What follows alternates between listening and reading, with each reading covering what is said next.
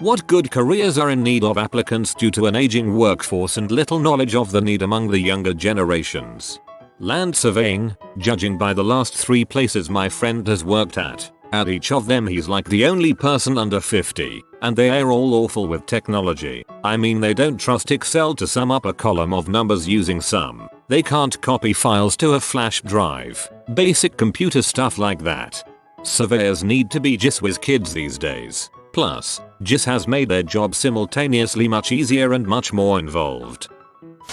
Draftsman and the construction industry. Basic knowledge of CAD and construction techniques and you can get a high-paying job at a metal or millwork fabricator doing shop drawings. No need for an engineering or architect degree. Every company I know is undermanned and those draftsmen are typically over 50. A lot of community colleges offer a course for being a draftsman construction management. It's pretty inexpensive to get your foot in the door. The hard part is finding a place that pays well and is willing to grow. Hence why a lot of people get engineering degrees or design degrees, as there is a path for growth. Lots of people mentioning trade work, but specifically, anything related to utilities, electric, water, gas. I work in that field. I'm 35, and I'm so young compared to virtually everybody else that it's downright uncomfortable most of the time. And these things need to continue existing and being maintained. But I'm not seeing the next generation taking over. I work in utilities. The entire workforce is grey. I've also been eating crap pay, crap hours, and zero benefits for 2 whole years waiting for somebody to retire or die or something so I can get a real job. Still hasn't happened. They might be dinosaurs but they jealously guard their cushy public sector jobs and don't leave until that nest is good and padded. Collision repair techs. Everybody wants to be a painter. They grow on trees. It's easier and pays more. It's hard to find a good tech nowadays, at least in my area anyway. CNC tooling, CNC programming, aircraft contracting. I know of a few contractors making well over 100 per hour and hitting 60 hours weeks. Heading to a trade school seminar for this in a couple hours. Everyone I've talked to says that not only is it that there aren't a lot of young people going into it, but a lot of old timers are refusing to adapt to technology. With CNC machines, you can get rid of multiple machinist jobs so companies love them, but most machinists are too old or stubborn to learn to work them. In the US at least, OB-GYNs, about 1/3 of currently practicing OB-GYNs are 55 or older, and as they retire there aren't enough younger docs to replace them, which is leading to a major shortage, especially in rural areas. It's estimated that about half of the counties in the United States have 0 OB-GYNs practicing currently, and it's anticipated to get worse over the next couple of years.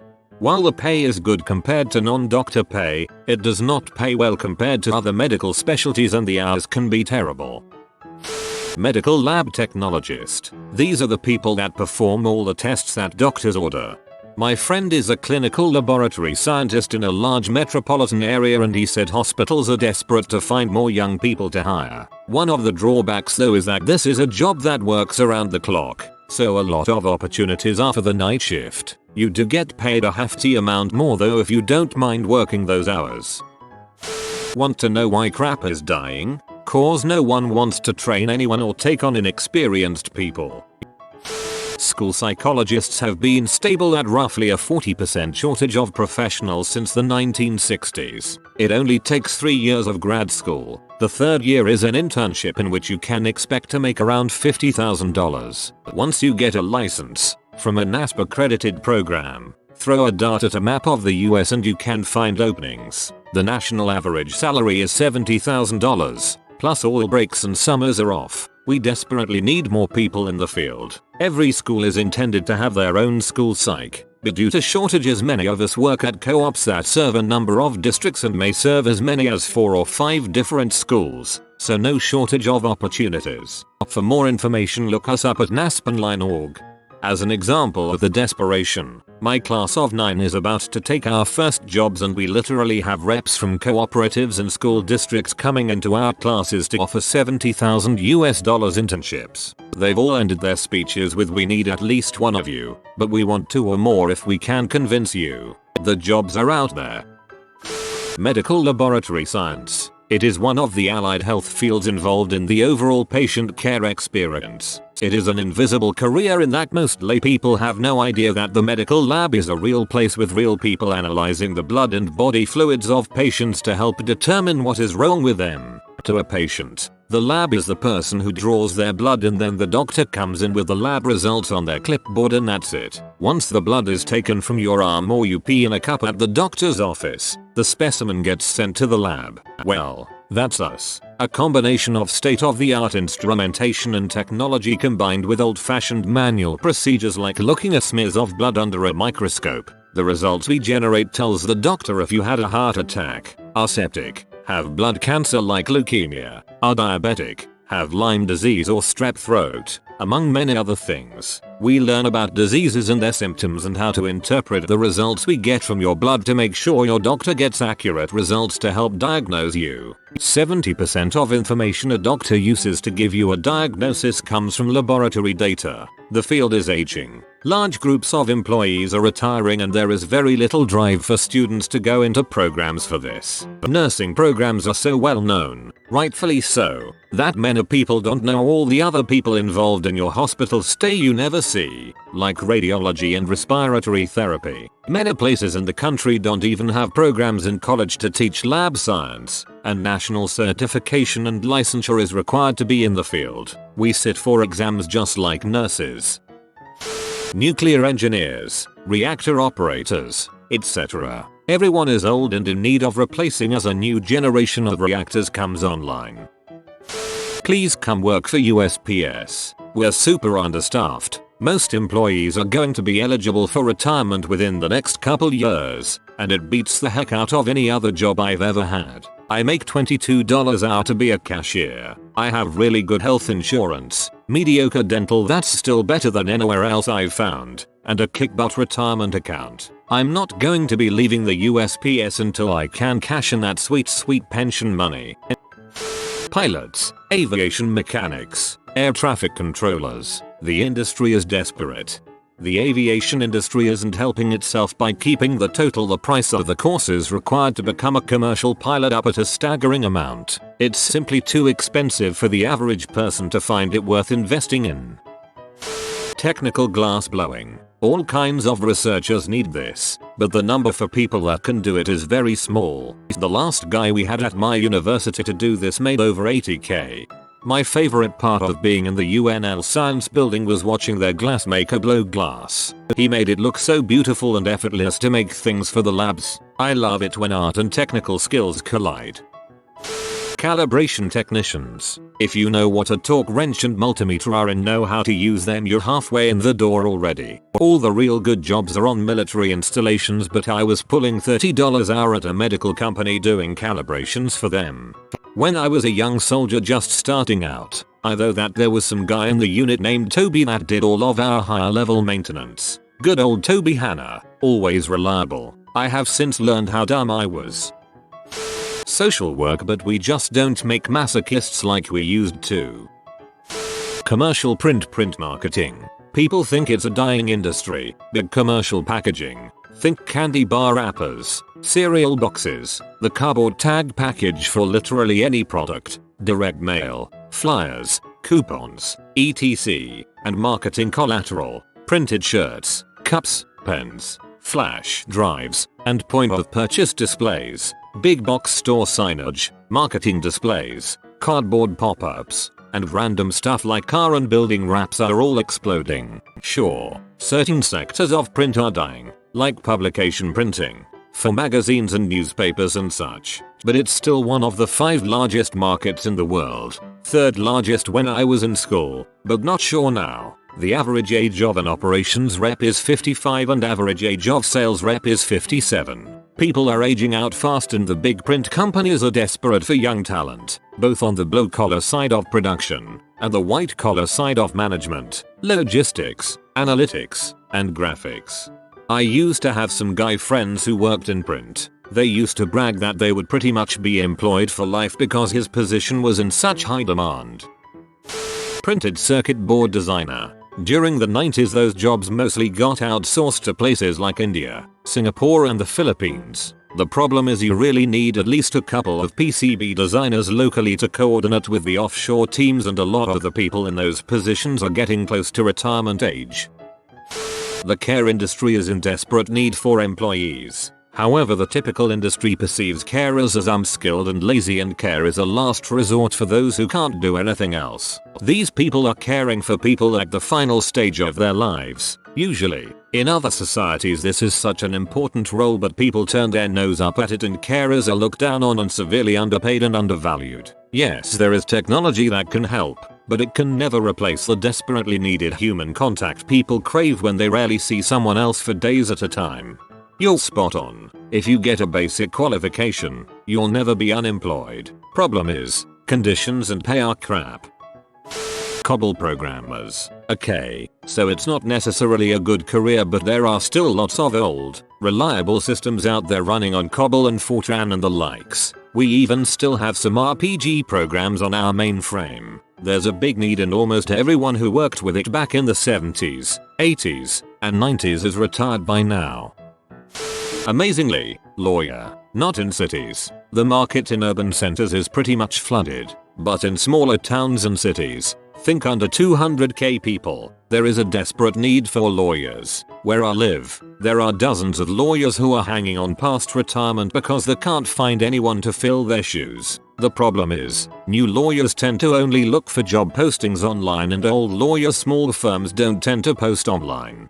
So this is second hand, but according to one of my former co-workers, an engineer who went off to law school, patent lawyers in particular are in high demand. The problem, apparently, is that a good patent lawyer needs to have some technical background in addition to knowing the law, so there's a lack of them. IRS jobs. The number of people who have one of these under 50 is extremely low. Spend a few minutes scrolling through this thread and you'll notice that dang near every skilled career out there has the same problem. Baby boomers hold all the senior positions and they are retiring, dying at a rapid pace. For Gen X and millennials, your time has come. It's time to seize the day. Baby boomers hold all the senior positions and they are retiring, dying at a rapid pace. The problem is baby boomers hold all the senior positions and continue to hold them forever until the fricking sun burns out. Manufacturing and industrial for sure. I am a recruiter for skilled manufacturing and there's a big skills gap. A lot of plants in my area are having difficulties replacing retirees with younger workers because the skills just aren't there. Luckily, a lot of companies are opening up a little to the idea of some training, which costs money, which lowers starting wages. So that has some downsides too. So we either have extremely experienced older candidates being offered a laughable starting rate, or younger candidates with too little experience to be offered the same starting rate. It's funny how manufacturing is on the rise, but in the same breath, stuck in this revolving door of too much too little experience. Side note, I've gained a new appreciation for blue collar jobs once I began recruiting for them. Have you seen some of these mechanical diagrammatic tests some factory applicants have to pass? Yikes, I think my head would explode if I had to take those. Dental lab technician. I make 80k, full benefits, retirement, 3 weeks vacation, went to 1 year of school. Education is not required though. No one knows about this industry. Labs are fiercely competitive for talent. You can learn almost everything on the job. There are labs everywhere. Thank you for this. I'm going to look into it. Congress. Ain't that the dang truth?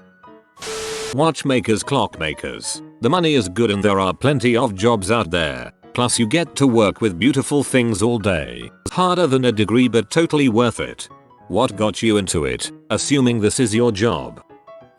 Tradesmen like carpenters and plumbers. You know how expensive they are now. HVAC. Trucking. For sure. I work at a logistics company, and there is definitely a shortage of drivers. Most of the drivers I encounter are in their 40s and 50s. Then again, with autonomous driving vehicles on the horizon, it could be the direction the market shifts. It's all supply and demand. OTR trucking is kind of a crappy job because you are always away from home and you have to sleep in the back of a cab most days. If it paid more, I'm sure the supply of truckers would increase substantially. I mean, the pay isn't bad, but it has kind of stagnated compared to inflation. Everyone's spouting off about how college is a sham and they could have made so much money being a plumber. If you go to college, put in some genuine effort and don't pick a dumbass degree, you're gonna be fine. You'll work a cushy job making solid money, and if your complaint is that you're gonna rot away at your desk, go to the gym, you ungrateful crap. People would kill to not be forced to put their body on the line every day. Also, if you actually look up earning statistics of plumbers and welders, it's not as high as everyone claims. The average salary of a plumber is 50k, not the 100k 150k every redditor and their grandpa is apparently making. It's hard work. Welding is hard work. Trades in general are hard work. All you people who claim that you'd rather do that than the help desk job you bummed your way into wouldn't make it a year. I've done help desk. I've done heavy welding. I've done auto mechanic work. And I'll take help desk all day. You have so much more energy at the end of the day to use to be productive. You can take classes, work out, teach yourself stuff. If you put in any amount of effort you can move into a better role. Redditors are lazy and more content to crap on people than to put in the work to improve their situation. Librarians. Business is still booming despite what some people may think. We are constantly evolving to stay relevant and give people what they need, but some librarians are not interested in that or can't keep up. Just wanted to add that you definitely need your masters to have a good chance of making it a career. There are tons of ALA accredited online programs, but of course they are ridiculously expensive. There is public service loan forgiveness which helped me make my decision to get my MLIS, though I don't have 100% faith in it. But I was lucky enough to find a full-time position the month after I graduated and I'm part of a very strong 77 library consortium with positions always opening up and plenty of ways to move up. So I feel secure. It definitely depends on your area too. I wish there weren't so many drawbacks. If it's something you're thinking about doing, I would say try to get a part-time library position if you've never had experience. While not necessary, it helps. And research the programs. And if it's truly a passion of yours, maybe look out of state to see how the situation is elsewhere. And there's lots of cool stuff you can do with your degree, even if you don't specialize. I'm a reference and technology librarian, so I do reference stuff, look up books, movies, etc., place requests, purchase audiobooks, help with our databases, get people started on resumes, locate any info under the sun that people need, and lots more. The technology part, teach tech classes, whether it's helping someone with a new smartphone or basic internet skills, train staff, troubleshoot all our tech, purchase new software hardware, run our social media website, plus all the stuff in our makerspace like the 3D printer and sewing machine. I'm not just shelving books and pushing carts all day, but that's cool too. Patent law. A surprisingly large number of patent attorneys are baby boomers who graduated from engineering or pharmacy school during one of the recessions of the 1970s and went to law school because they couldn't find engineering pharmacy jobs, and some went to law school to avoid going to Vietnam. Cardiovascular perfusion. We're basically heart plumbers, and I'm sure 99% of you have never even heard of the profession if it weren't for perfusion. Cardiac surgery would be impossible. We work in cardiac surgery 90% of the time, and the other 10% we are in ICU taking care of our patients on ECMO, extracorporeal membrane oxygenation, and teaching patients with artificial hearts how to live with their devices. In the next decade we will lose a huge chunk of the workforce, which was trained on the job, and universities, my school offers a MSc degree, aren't pumping out punny enough graduates to compensate for the future. Lots of overtime in my future. Apply. We need more underrated superstars in Oz everywhere. Insurance. I'd recommend the commercial side rather than the personal line side, mostly due to automation concerns, but the industry has hired in age bands and thus people are retiring in age bands. I run into very few people in my age group, 25-35, and due to the huge generational gap we tend to stick together, even amongst competitors, and are one of the few industries that I feel doesn't eat our young. We grow them. Plus with climate change, the evolution of privacy laws, GDPR, etc., and the IAT, it's super interesting. You see things from a bird's eye view. and get first-hand, real-time data on things you see just beginning to be reported in the media. Or I may just be a dork. Either or. Seamstresses, pattern makers and tailors. I have a union job sewing costumes for film. It's fun, pays well, and I get free health insurance and a pension. Teachers, but until education gets fixed, not gonna happen. Until education gets fixed, not gonna happen. I hope it must come to a head soon. Teachers, especially high school instructors and college adjuncts, are paid hilariously crappy wages when considering their impact on society. If all the teachers suddenly quit to become private tutors, earning about twice as much with no revenue share to a school board, crap would go down real fast. Certified Surgical Technologists, CST, and Certified Surgical First Assists, CSFA. I have yet to work in an operating room that wasn't in desperate need of them, and if you have experience in a subspecialty such as cardiac, neuro, spine or robotics, then you can essentially pick your price. Dental Laboratory Technician, specifically for dentures. My lab tech is 70 and when he's retired I won't be able to hire a replacement. For all those people recommending manufacturing jobs, you must not have been around out. Remember the last recession. Once the next recession happens, manufacturing will take a huge hit and people will get laid off. The rebound will be slow and those who were laid off will have found new jobs more than likely unrelated to their old manufacturing job. And chances are that they won't bother going back to their old manufacturing jobs because of fears of being laid off again. And this is how employee shortages in the manufacturing industry happen. Join the rail. We had 2 dudes pass away of old age just last week. Mayo. Everyone I speak to is nearing retirement and has been at their job for 10-15 plus years. The pay is insane as well. Aviation, pilots, dispatchers, air traffic control, mechanics and many more. If they'd make flight school anywhere near affordable, that wouldn't be nearly as big of an issue. But if you're like me and trying to make it work while working a regular job, good freaking luck. Radiologists, depending on location, can start in at 400-600k with 12 plus weeks vacation, though you need to complete 13 years post high school education. I had a dream that I finished school, studied medicine at uni for 6 years, graduated, studied a radiology specialty field, found a job, and woke up just before I got the paycheck. I'm sorry, I don't know the pathway to get into it. I have a master's in education and used to teach. I actually talked to a plumbing company today about possibly hiring on. Only downside is I'm disabled, so some of the work I might not be able to do. The higher ups are going to meet and chat. They're hiring across the board, so I might end up doing something for them like delivery etc. They said if they liked me they'd try to find a place for me. Spent 2 years teaching high school chemistry, now drive trucks for a living. I feel ya. Teacher of the blind and partially sighted, 2,000 and jobs, 20 equals plus university programs, graduate 200 a year. The need is 10 years of new graduates not counting normal attrition. Also special education teachers, hearing teachers, ESL teachers. What kind of schooling does that require beyond a credential? SQL developers. It's pretty easy to pick up the basics and go from there. Based on the conferences I've been to and my own workplace, the average age seems to be around 40, mostly men. Many software engineers pick it up as a side skill, but there are few who focus on directly, in my experience. I know some younger people go for data science, and that's needed, for sure, but the basics need to be covered, too. You can use this skill for positions like business analysts, report developers, data engineers and eventually ETL developers.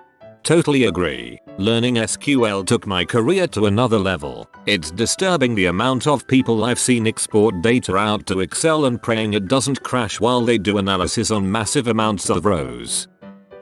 Nurses, but more specifically nursing educators at the college level. Universities don't pay as well as most hospitals, combined with that fact that in order to teach you need such high degrees, so it's been a growing issue for some time. There are more incentives these days such as loan forgiveness and such, but most people want the money in their pocket. Teaching is truly a labor of love for nursing educators. if you have been visited by the wisdom pupper type, study well pupper or you will fail your next text at school. Like and subscribe, you magnificent person.